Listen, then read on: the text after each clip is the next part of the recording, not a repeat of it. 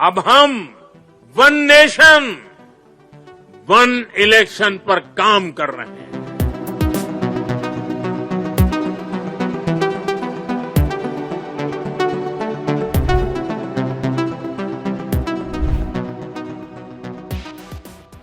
नमस्कार, बहुत बहुत स्वागत है आपका इन खबर में और मैं हूं आपके साथ राकेश कुमार। वक्फ कानून पर बड़ा कदम उठाने के बाद अब मोदी सरकार एक देश एक चुनाव जैसे मेगा एजेंडे पर फोकस कर रही है। देश भर में चुनाव की लगातार होती हलचल को रोकने और विकास कार्यों को बिना रुकावट आगे बढ़ाने के मकसद से सरकार इस व्यवस्था को लागू करने की तैयारी में है। मंगलवार को इस मुद्दे पर संयुक्त संसदीय समिति की 7 घंटे लंबी मैराथन बैठक होने जा रही है, जिसमें देश के दिग्गज कानूनविदों और विशेषज्ञों की मौजूदगी भी रहेगी।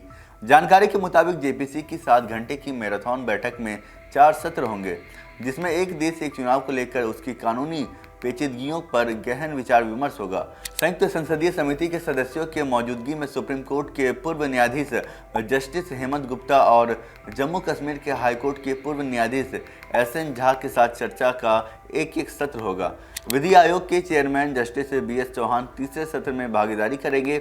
आखिरी सत्र में राज्यसभा सांसद और सुप्रीम कोर्ट के वरिष्ठ अधिवक्ता अभिषेक मनु सिंघवी संग चर्चा होगी।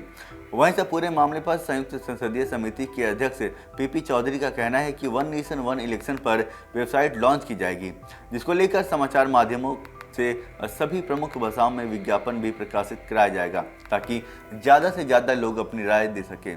वेबसाइट के जरिए लोग ऑनलाइन अपनी राय दे सकते हैं। वहीं one nation one election Modi सरकार की अहम प्राथमिकताओं में से एक है। सरकार का कहना है कि देश में किसी न किसी राज्य में 5-6 महीनों में चुनाव होते हैं। चुनाव आचार संहिता की वजह से विकास कार्य प्रभावित होते हैं और चुनावी मशीनरी और सुरक्षा बलों की आवाजाही में काफ़ी ज़्यादा खर्चा होता है।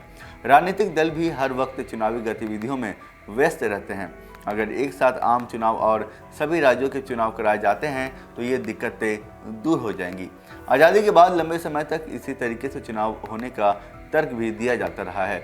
मोदी सरकार नगर निकायों और पंचायतों का चुनाव भी आम चुनाव के 100 दिनों के भीतर कराने की कोशिश में है।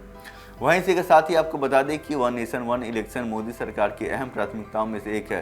वहीं इस खबर को लेकर आपकी क्या कुछ प्रतिक्रिया है, आप अपनी राय हमें कमेंट बॉक्स में लिखकर जरूर बताएं। आपका बहुत बहुत धन्यवाद।